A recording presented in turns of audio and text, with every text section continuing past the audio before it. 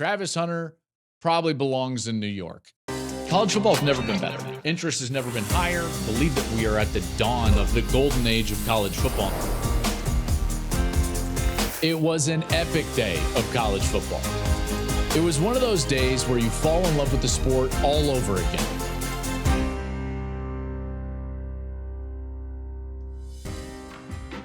What's up, everybody? Joel Klatt here. Welcome into the Joel Klatt Show. This is presented by Hampton by Hilton, and we thank them for their support. Hey, listen, if you aren't subscribed, go over to YouTube and subscribe to the channel right now. We got all sorts of cool content, including what we shot last week, live from Madison, and everybody that came out to the live show, a slow clap for you. All you fans that came out for the live show on Thursday night, it was a lot of fun. If you haven't seen it, go to YouTube. There's a lot of cool things in there. Some stories from Derek Watt and Melvin Gordon. Mark Ingram joined us. We had a really fun time with trivia at the end. Jenny was doing her best game show host. So it was awesome. Thank you for everyone that put it together. Hampton by Hilton for helping helping us put it on, and of course the fans for coming out. It was a really cool experience. So go ahead and do all of that, rate and review the show, and do all the fun things. Follow us on social media. I've got lots to get into today. Obviously, Monday shows are always packed, and this one is no different. I've got to get into Texas. Arch Manning, hello. Oregon finally looks right. I got to get into Alabama, the game that I called, what I actually now think about Alabama after seeing them live in that blowout win in Camp Randall against Wisconsin 42-10. I got to listen, we got to weigh in on Georgia. I get it. They always struggle with Kentucky, but my goodness, they survive. Georgia wins. Michigan, do we have a quarterback issue in Michigan? I'm definitely going to touch on that. And then I think that I need to touch on Travis Hunter a little bit as well. So we're getting into a ton of stuff on today's show. Let's dive into it. And we start with Arch Manning. How about Arch Manning and the Texas Longhorns? First of all, the game was never really in doubt, but everyone's talking about this because of the injury to Quinn Ewers. A week after Quinn Ewers plays incredible football on the road in the big house against Michigan, he goes out there and he gets hurt. Now, Texas, I always felt like, was very deep this year. It's one of the reasons I felt like they were such an elite team, and in particular after covering them live and studying them for that game against Michigan, I was so impressed with their depth, and part of that depth included their backup quarterback. Now, some of that was an assumption. We think that Arch Manning is going to be good, and a lot of that has to do with his last name, but we haven't really known. He looked good in some spring games and some mop-up duty, and we're like, yeah, we think it's good. But this was really the first time that we got to see it, right? Like, see him have the entire offense at his disposal, see him run the offense with Sark being uber aggressive, calling the plays, see him being able to run on the edge. And I tell you what, all that did for me was solidify the fact that I think Texas is one of the best teams in the country. And because I feel like they've done more on the field than anybody else, I put them at number one. So in my latest rankings, Texas goes up to number one. The AP did the exact same thing. So that was, now, granted, I don't love being the same as the AP, but I'll just tell you, this is the first time since 2008 that the AP has Texas at number one, and there's my top 10. I have Texas 1, Ohio State 2. I've got Miami all the way up at 3 because, listen, if you look at what teams are actually doing on the field, Miami deserves that spot. Tennessee, the same thing. Georgia, with their lackluster performance, would go down to 5. Bama, USC, Ole Miss, Penn State, and Oregon. That's how I round out my top 10. But Texas is the one at the top. Texas is a team that, well, let's just face it, in this season, we think, even though we have not witnessed a season with this new college football playoff and these new deeper conferences, we think it's going to take more depth. I do. I think it's going to take a lot more depth to get through these schedules because in some cases, we might be asking teams to play upwards of 17 football games. That's by far the most that we've ever asked prior. We've seen teams go, remember when it was a thing, it was like, they're the first team that went 15-0. Well, we might be asking teams to play 17 games. I think it might be even unrealistic to feel like teams are going to go through the season without some injuries. And a lot of them are going to have to deal with injuries at the quarterback position. It's very rare for a team, even great teams, to have to play or get to play every single meaningful snap of their season with their starting quarterback. That's just incredibly rare. So at some point, and by the way, Ewers has a bit of an injury history with Texas. We've seen this before. Obviously got injured a few years ago in that game against Alabama. I thought that Arch was going to have to play. Last year, we saw Malik Murphy have to play some meaningful snaps for the Longhorns. And I felt like Arch was going to have to play. This did nothing but solidify the fact that Texas is like, oh yeah, they're going to be just fine. In fact, you could probably make an argument that Manning might be even more talented than Ewers, even though Ewers clearly has the experience edge over Manning. So you can make an argument that they might not miss a beat, even if their starting quarterback goes down. And that's a quarterback that I still believe is going to wind up in New York for the Heisman Trophy ceremony. I mean, dang, right? Vince Young chiming in on Twitter, at Vince Young 10. He says, okay, respect, number 16. I see you, champ, with a little hook 'em right there, or the horns.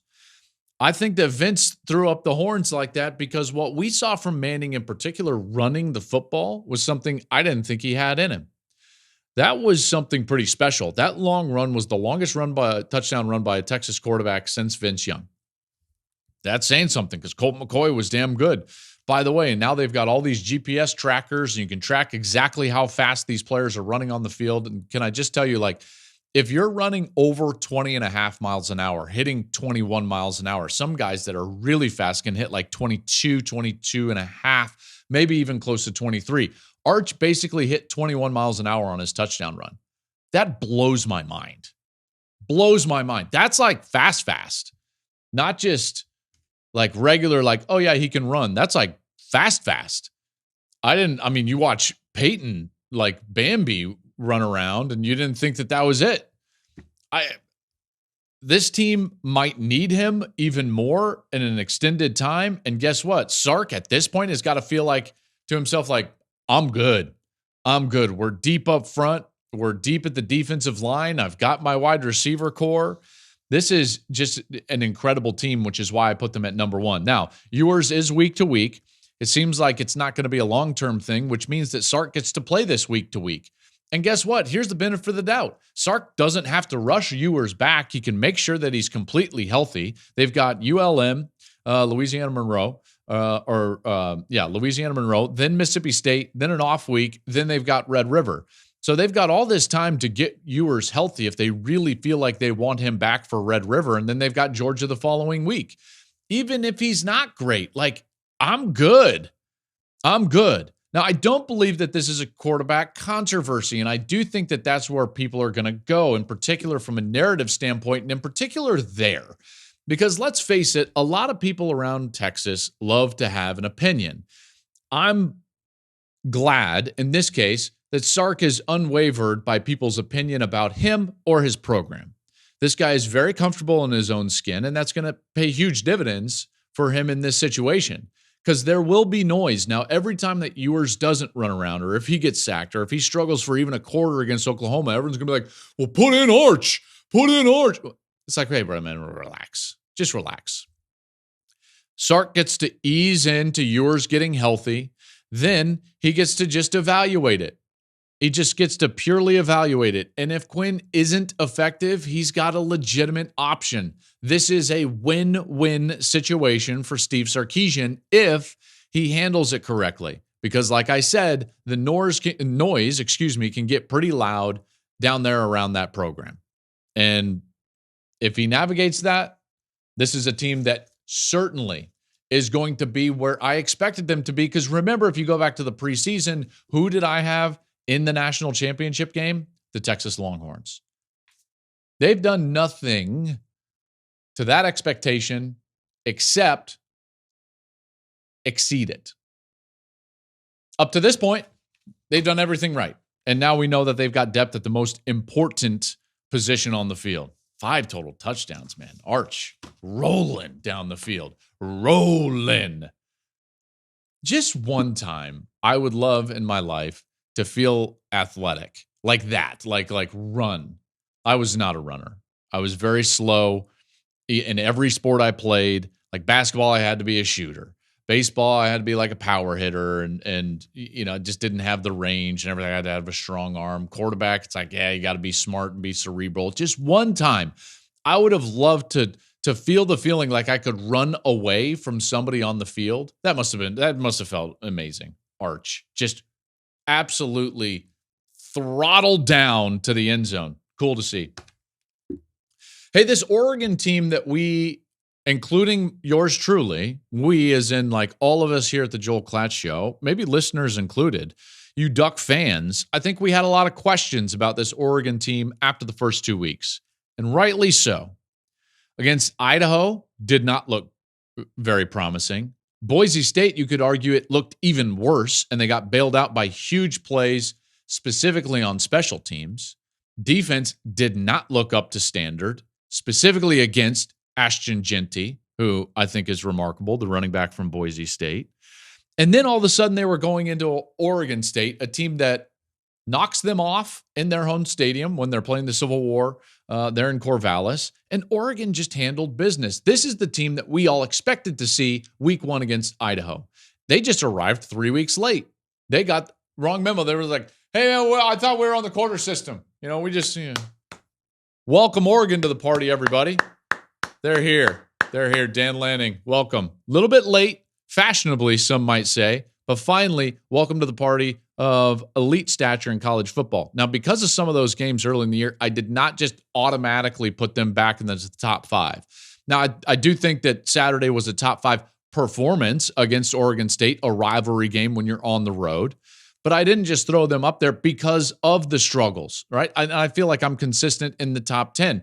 If they've struggled or anybody has struggled, I have moved them behind the teams that have taken care of business in front of them. Dylan Gabriel against Oregon State was phenomenal. This is the quarterback that they all dreamed of, that they all thought they had, that they celebrated that they got in the offseason when he transferred to Oregon. He was incredible as far as his efficiency and accuracy down the field. That's a big reason why they took care of the Beavs 49-14.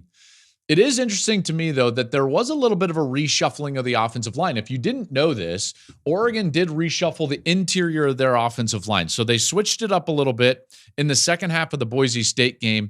Didn't necessarily pay dividends then, but it seemed to pay a lot of dividends in this game against the Beavs. Right guard moves to center, left guard moves to right guard, and then they brought in a new starter at left guard. So all of a sudden, you've got these new pieces, and it's really funny because offensive lines are like, I don't know, that it's kind of like dancing, even though I'm not a dancer. So this is just all speculation. But when you see a group dancing and you're like, man, they're just like very in sync, not the group in sync. You know what I'm trying to say here, right? Fumbling around, not the group in sync. I'm not talking about Justin Timberlake. I'm just saying like offensive lines have to be very in sync with one another. Their ability to have that rhythm in the blocking style, regardless of the scheme that they're using, whether they're trying to block zone, block man schemes, gap schemes, pin and pull, all these different types of technical aspects of running the football, their offensive lines like have this feel and they gel together. And sometimes you just, all of a sudden, it's like you unlock it. And all of a sudden, it's like the old, lockers in high school. And then you get to it and it's like, bam, and then you open the locker and it just happens. And it seemed to happen for the Oregon offensive line on Saturday. Defense was terrific. They were able to run the ball well, 240 yards on the ground, 7.5 per carry. And this is, by the way, an Oregon State team that prided itself on being physical. Remember now, Trent Bray takes over. He was the defensive coordinator. I told you before this game, like I thought it was going to be close. I thought Oregon State was actually going to get to cover.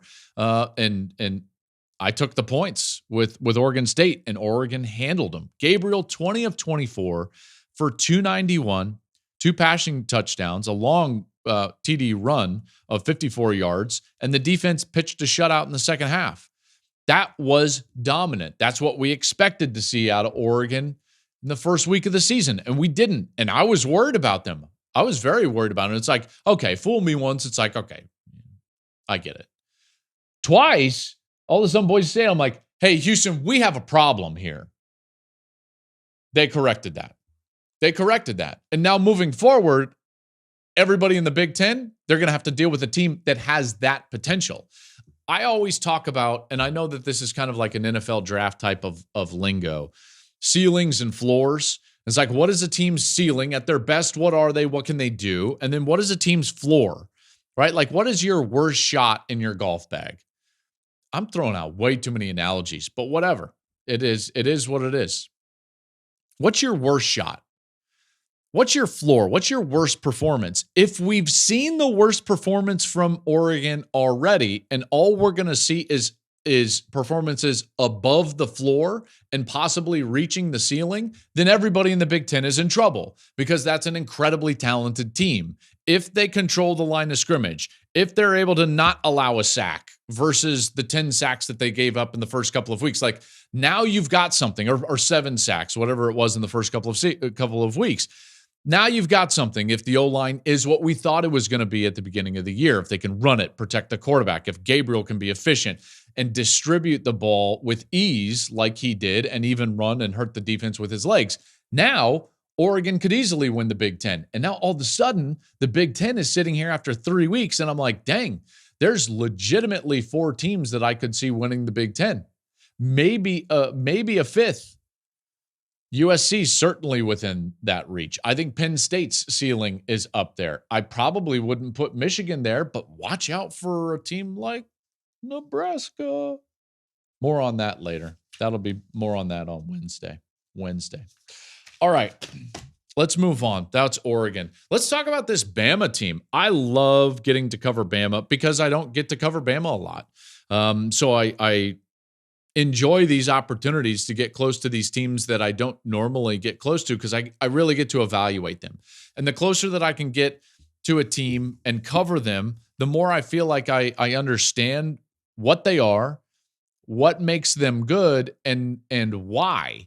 And after that, it's easier to kind of predict and see the way their season might go. So let's talk about Alabama. First of all, that was very impressive.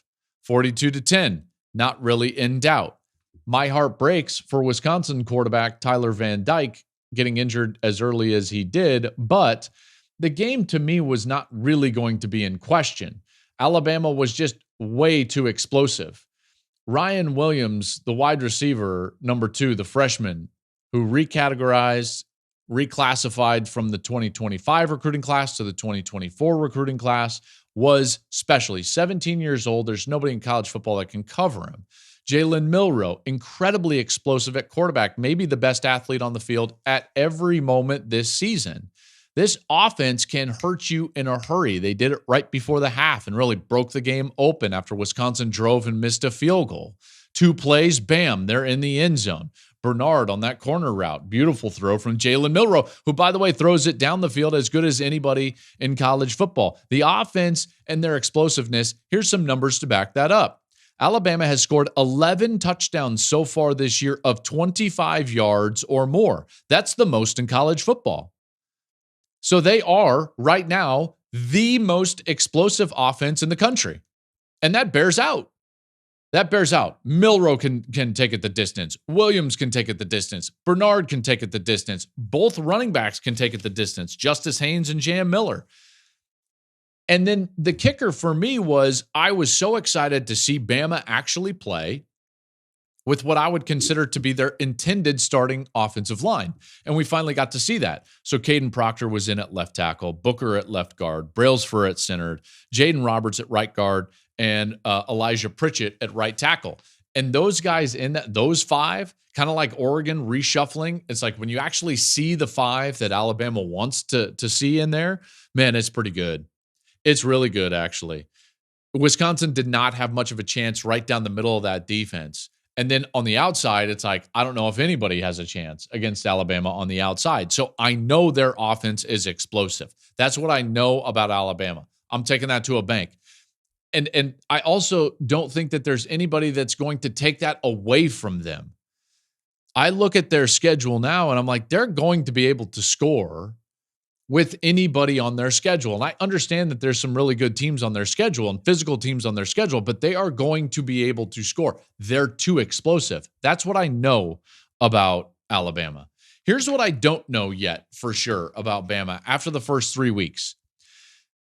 And I want to preface this by saying, like, when you measure Alabama, you don't measure them against Wisconsin. You don't measure them against Mississippi State or the middle of the SEC. What are you doing? And I said this on the broadcast. What are you doing when you watch Alabama?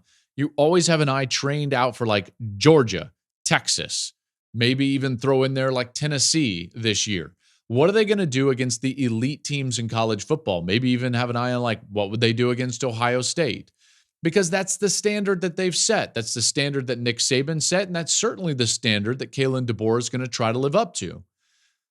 So when you talk about Alabama, you have to understand the standard by which you're trying to evaluate them, and it's higher than almost anybody else in college football, okay? So that's number one. So with that in mind, what do we not know about Alabama? Well, I don't know if the secondary is going to hold up. They have not been hurt yet by this, but this secondary does have a lot of new pieces. Talented pieces, yes, but new pieces. And again, I go back to this idea of playing in sync. And that happens at the offensive line. It also happens in the secondary. There's a lot of things that have to go uncommunicated, and you've got to understand them and be on the same page, okay? And I will just tell you, no one's been able to take advantage, but there have been too many wide receivers running free behind defensive backs so far for Alabama this season. We saw it again. Someone get by Red Morgan. He's a true freshman, very talented player, but still trying to gain experience.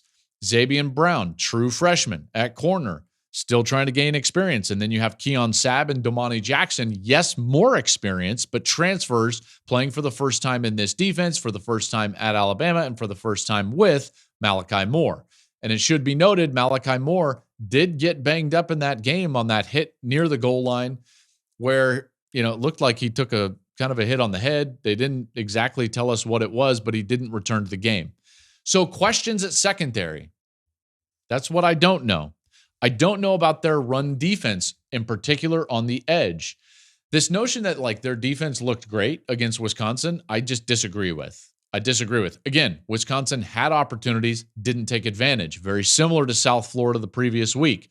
The edge, again, as it was against South Florida, was weak against Wisconsin. Now, it just so happened that in a couple of those runs, they got turnovers. So they were opportunistic. Wisconsin fumbles. Doesn't look like much, but the Ches Malusi run, it's like, that's the exact style of run that South Florida used to really hurt them. What do you think a team like Georgia is going to be able to do? What do you think a team like Tennessee, Missouri on offense, Oklahoma, like, it leads me to believe that this defense is going to give up points in big games, which means I think Bama's going to be in some shootouts the rest of the year. After evaluating them, I don't think many teams will be able to just stop them offensively. Maybe you'll get some 3 and outs, but you're not going to keep them from lighting up the scoreboard because of the explosiveness. But what I also think is that the defense is not going to be able to just go and stop somebody else, in particular if those teams have the ability to strike down the field. The secondary is a concern. We just haven't seen a quarterback and a wide receiver group be able to take advantage of it. We've seen structures take advantage of it, but players not take advantage of it. Those players are coming. Georgia's got them. Missouri's got them. Tennessee has got them. Oklahoma has got them. This team will be in some shootouts. So all I'm saying is, like, we'll see how that plays out. I think Alabama is an excellent football team. Excellent football team. Offensively, I think they're better than the team 2 years ago, even with Bryce Young at quarterback, because this team is much better at wide receiver. I think that they're deeper on the offensive line and better on the offensive line. My concern is on the defensive side. The defensive side for Alabama, while it looked great against Wisconsin, there were things that piqued my interest that didn't get hit by Wisconsin. And the same could be said against South Florida. So just watch out. I would just watch out for some of those games, because I do feel like Alabama and Kalen DeBoer are going to have to win some sort of game against a really quality opponent, maybe on the road like at Tennessee, and it's going to be like 45-42. And you might be thinking like, well, we already got into games like that with Bryce Young, and maybe it's no different. Okay, but I just think that that's coming. That's coming down the road. Let's talk a little bit about this game that Georgia played against Kentucky. Should we be worried about Georgia, or should we just pass this off as something that Georgia always does, in particular against Kentucky? Kentucky was coming off of, let's not forget, a 31-6 home loss to South Carolina. Did you hear what I said? They were coming off a 31-6 home loss to South Carolina the week before. Maybe Georgia overlooked this Kentucky team, and maybe Kentucky went back to practice and they said, okay, look at all these things we can fix. So one team was coached very hard, and one team maybe took it easy. Sure, I can buy that explanation. Again, last week I got on here and preached about how these are 18 to 22-year-old kids, sometimes 23, sometimes 24, but they're distracted. Maybe Georgia was just distracted. The problem I have with that is that Georgia does this against Kentucky a lot. In fact, the last few times they've been to Kentucky, and you can see if you're watching on YouTube, the scores up in the last few games. 2020, Georgia won 14-3. 2022, Georgia won 16-6. And then on Saturday, Georgia wins it 13-12. I will call into question, by the way, why is Kentucky punting late in the game? Like, are you not trying to win? I didn't understand that at all. Similar to the Denver Broncos kicking the field goal and then not trying the onside kick on Sunday. Granted, I'm a Broncos fan, so I'm watching that game against the Pittsburgh Steelers. I'm like, what? Sean Payton's playing to get the ball back with 12 seconds? Like, what? That's not a thing. Kentucky punts the ball back to Georgia when he's got the ball with a chance to go down and actually take the lead. He's only a few yards from like being in field goal range, and they punted? Man, I did not like that call, but whatever, that happens. Georgia was nearly doubled up in first downs in the game, 23-12. Kentucky had the ball for 10 more minutes, 35 to 25 minutes in the game, and Kentucky only made it to the red zone one time. So, weird game. Very weird game. Kentucky's field goal kicker, he made 4 field goals. He made 2 from 50 plus, which made the punt all the more strange. I have no idea why Kentucky punted right there. It doesn't make any sense. Georgia was held to, get this, a touchdown and 2 field goals in just 3 red zone trips, so not great in the red zone. And I understand that we've seen this before, and again, maybe we can just pass this off and say, well, last year they trailed by 11 at half to South Carolina. They were tied with Auburn with 5 minutes to go in the fourth. In 2022, they went to Missouri. They only won by 4 on the road. Like, maybe Georgia just does this, but here's the difference. Those years, Georgia wasn't playing the schedule that they're playing this year. And so, all I'm going to say is, not that Georgia is bad or gettable or any of this. I'm just saying that if Georgia plays like they did on Saturday, again or 2 more times during the course of the season, they probably will get beat because they've got much tougher games than they did in those previous years. They've got that game against Alabama. That's on the road. They've got to go to Texas. They've got to go to Ole Miss. They've got to host Tennessee. Those are 4 of the best teams in the country. So unless Georgia's locked in, like, they'll get beat in one of those games. I just talked about the explosiveness of Alabama. How about the explosiveness of Tennessee? Tennessee had, I think, just under 100 points at halftime. Granted against Kent State, but whatever. Nico is balling for Tennessee. We saw what Texas can do not only against Michigan, but then even without Quinn Ewers. So, is Georgia, am I concerned with Georgia? No. Georgia's ceiling is just fine. It might be the highest ceiling in college football. The problem is that Georgia has shown that their floor is really low. Their floor is going to Kentucky and having Kentucky gain 11 more first downs than them. That's a low floor. If they do that against one of those teams that I just mentioned, those 4 difficult games, then Georgia will lose at some point. And you can't lose that often in the SEC, or else you're going to subject yourself to a tiebreaker for the SEC championship game. And then you'll be playing in the first round of the playoff, maybe at home, maybe you'll have to go on the road. So you see, it's just like you're bringing too much into the equation. You're making your road to a national championship much more difficult. And let's face it, that's the only road that they really care about, is getting back to and winning the national championship. So concern for Georgia? Not really. All I'm saying is that they better play more locked in all these games down the stretch, because their schedule is a lot tougher. So Michigan, you look up in the middle of the game on Saturday and you're like, oh, okay. So like it's a little bit better. Michigan's playing better. They're starting to get going. And then it's like, man, well, still 21-3. Why aren't they scoring more points? And then you understand that like Davis Warren threw 3 interceptions. So they beat Arkansas State 28-18. The score clearly is not indicative of the game that was played.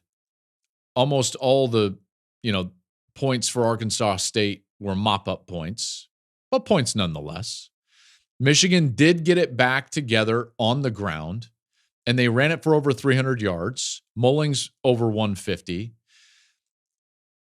But this quarterback thing is an issue, folks. This quarterback decision that they have to make at Michigan is an issue.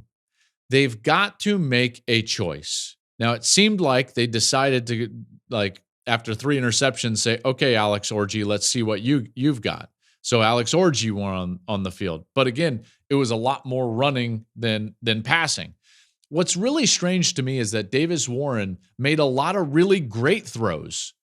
And then all of a sudden, just some bonehead throws. You're like, whoa, you can't do that. And as a quarterback, man, you have got to be the rock and the consistent player on the field. You cannot make those giant mistakes. And he made giant mistakes. You make those giant mistakes in the wrong game and you get beat. Okay? Playing a 10-point game against Arkansas State is not going to make anybody feel all that much better about what Michigan is doing this year. And I think Sharon Moore knows that, but it's not making his life as a first-year head coach any easier. And I think that they've got to make a tough choice at quarterback. Okay, so here's why. Both of these guys are very inexperienced. Orji has not played a lot of football. Warren has not played a lot of football. Okay, so thinking that you're going to go play with both of those guys and that they're going to serve 2 different roles and purposes within the offense, I think is naive. And I'm saying that to myself, because prior to the Texas game, that was my belief, is that no, I'm unbothered by the 2 quarterback system, because they can play 2 different roles within that system. And because of that 2 different roles, everything's going to be fine. And it wasn't. And that's very clear now. So they've got to make a choice. It might not even be one of these 2 guys, but they've got to make a choice, because the play at that position to this point is not good enough. You play like that at quarterback against USC, and they will be beat on Saturday. That's just the facts of it. USC is far too advanced on the offensive side and getting so much better on the defensive side that, like, this is a really precarious game for Michigan at home. So they better have an identity with their offense. And the sad part for this all is like they've got to find that identity in practice, because we haven't seen it in the game. So that's why it's like, it's time to pick a path and view it like this. View it this way. The season is this road, and at some point you've got to pick the road that you're on. And it seems like right now Michigan's at a fork in the road. And the further you go down the middle between the fork, not making a decision, all you're doing is creating more distance between the 2 roads. That's all you're doing. So now you're just more in the wilderness if you don't go back to one of those roads. I don't know which guy they're going to choose. I do think that Davis Warren has struggled up to this point. You see a lot of good things. It's 85% really good things. But the 15% is the things that actually lead to losses. So the bad for Warren leads to losses because they're turnovers. Turnovers are not something that Michigan can handle. They're not built to handle turnovers because they're not built for explosiveness and quick scores. A big concern for them coming out of last week is Colston Loveland left the game in the third quarter, didn't return. We'll see what his status is like. I do also, by the way, with Michigan, this is not just an offensive thing because I've got concerns on the defensive side for Michigan. I came into this season thinking that Michigan was just going to be able to maintain all of the things that they did before. They were one of the most well-coached teams in the country. Their game plans were incredible. And they had this ability to play a cohesive brand of football that was, what's the word? It's like very team-oriented. You know, it was very cohesive. It was complementary, as they like to say. And what I see from Michigan this year is not complementary football. I see the offense turning it over. They didn't win the field position battle against Texas. They couldn't get off the field on third down against Texas. So now all of a sudden you're fighting with yourself because you're making life more difficult for yourself within situations within the game. Let me just give you an example. I made the analogy last year, and yes, it was us and me here at the Joel Klatt Show, that Michigan last year was the boa constrictor, and I had even made that reference the prior season. And let me explain what the boa constrictor actually was and why it's different from what they actually do now. Here was the boa constrictor, was that they were totally unfazed in previous years, and more specifically last year, in playing tight ball games into the third quarter.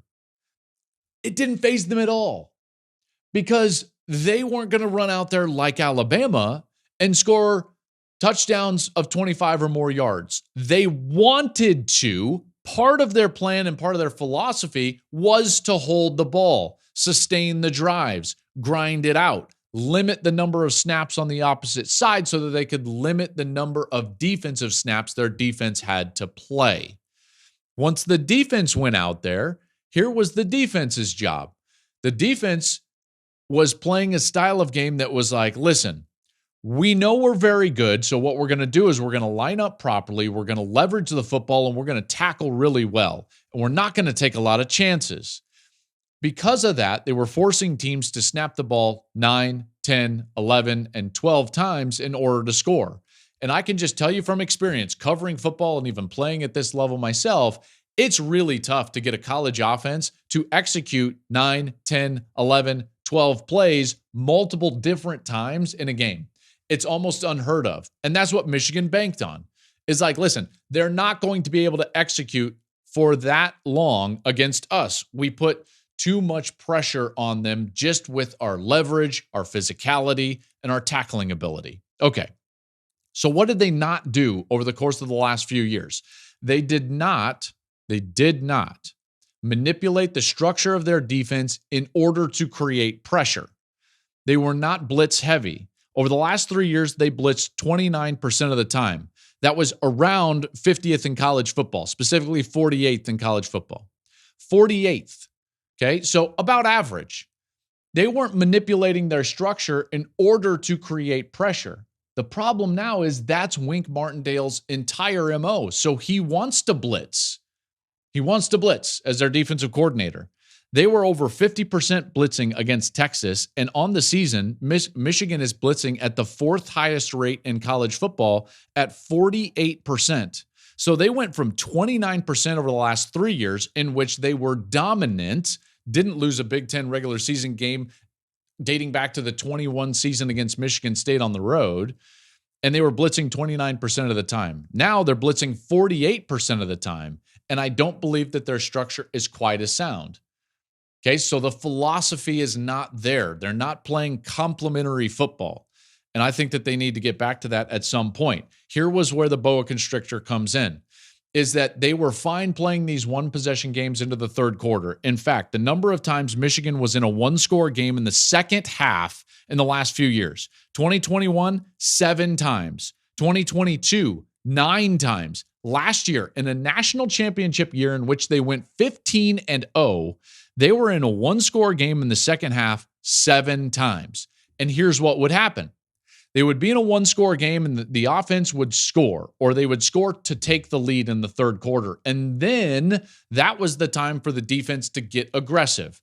The defense would then get aggressive because they knew that a 3-and-out at that point was really putting pressure on the opposition, and they could get that opposition defense back on the field. The offense could lean on them again, possibly with a long drive. And now you're entering into that late stage of the third quarter, early stage of the fourth quarter, and that's when you can finally take your 2-possession lead. And guess what? With the style of game that they play, it was over. That was the boa constrictor. It was squeeze, squeeze. You don't think you're dead. You don't think you're dead. You don't think you're dead. I'm kind of living. I can kind of breathe. And then you can't. And then you can't. That was Michigan. This version of Michigan is different. They don't play complementary football right now because they don't win the field position battle. They're turning the football over and they're blitzing too much on defense. Those are my concerns with Michigan. They're specific because I've covered them 8 million times over the course of the last 3 or 4 seasons. By the way, in those games in the last 3 years, they were 21-2 in those games I referenced. I'm just going to bring that stat back one more time. 7 times in 2021, 9 times in 2022, and 7 times in 2023. For a total of 23 times, they were in 1-possession games in the second half. And they were 21-2 in those 23 games. That's the best record in the country. They won 91% of the time. Why? Because they played complementary football. They need to get back to that. Okay, before we get out of here, I do have to touch on the Rocky Mountain Showdown just really quickly because Travis Hunter. Dude, this is Travis Hunter. This is Travis Hunter. Like, who does that? I don't know. I don't know who does that because, I mean, seriously? Colorado's probably not going to the playoff. Colorado's probably not winning the national championship. And Travis Hunter probably belongs in New York. I know it's only 3 games, but if he continues this at all, like at all, a percentage of what he's doing, he belongs in New York. Another 123 snaps. That is bonkers, by the way. And those 123 snaps for Travis Hunter, season low, 59 on offense, 64 on defense. He had 13 catches for 100 yards and 2 touchdowns. That's like Biletnikoff style numbers. Oh, and he had 5 tackles and an incredible interception, which he returned for 38 yards. And oh, by the way, he ran down a CSU ball carrier after a 62-yard run. I mean, the guy is just like, he's absolutely phenomenal. Travis Hunter.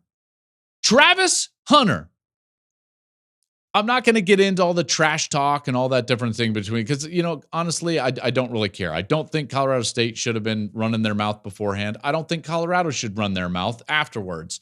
It is what it is. I want to talk about the fact that we're getting to see something that we've never seen in college football, at least in the modern era. We've seen some great players that can play both ways, and maybe they'll roll out there and maybe return a punt here or there. Not a guy like this. Not a guy that is clearly a guy that could win the Biletnikoff Award and the Thorpe. He's not only in the conversation as one of the best receivers in the country, he's in the conversation as one of the best corners in the country. So again, how is he not in New York?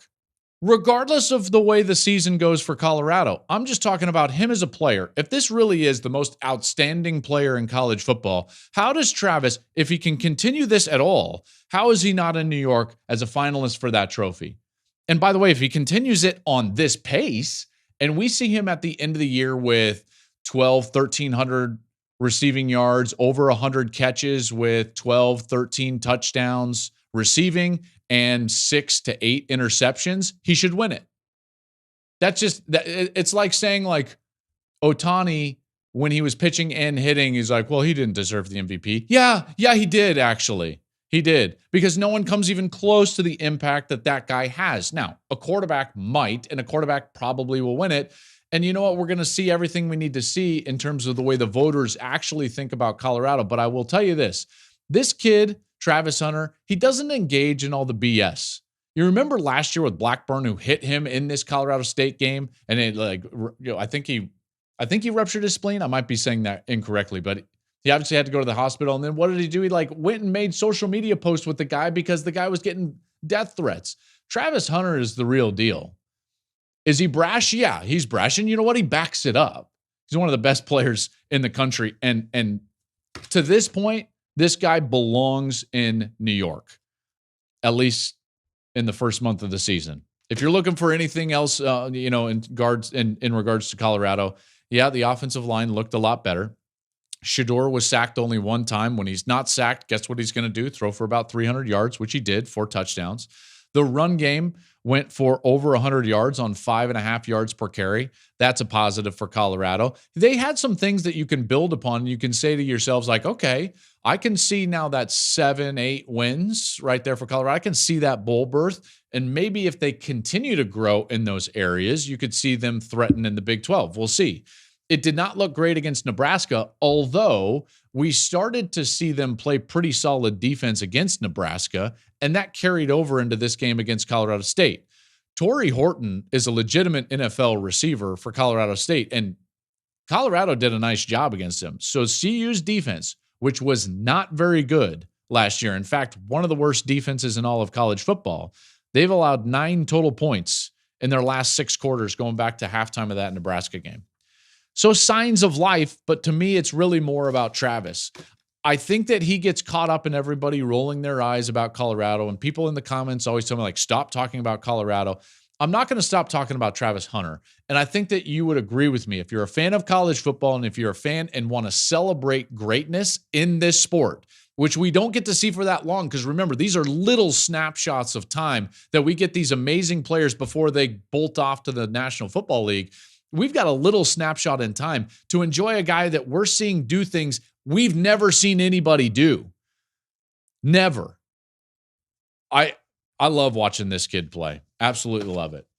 All right, that'll do it for tonight's show. We've got a packed show coming up, and this is what we're going to do midweek. Matt Leinert's going to join me. We're going to talk a little bit about USC and Michigan. That's a game coming up this Saturday.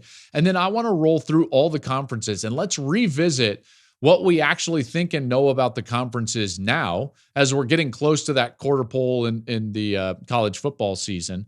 Let's revisit kind of who are the favorites now and what do we know of these conferences. And we're going to do all of that for the Wednesday episode before we lay down that preview episode on Thursday.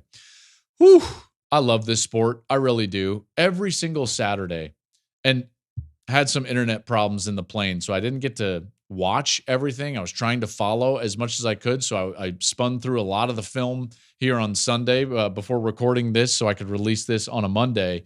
There was a lot of good stuff, folks, a lot of good stuff. And trust me, this might have been the most contentious Sunday for Steve and I. Steve and I go over everything. Steve Owens, 1969 Heisman Trophy winner. He's my editorial producer of everything I do. By the way, not actually the 69 Heisman Trophy winner. I just call him that because that's his name. Steve and I, first time we've ever kind of like pushed back about content because I was like, man, there's a lot to get to.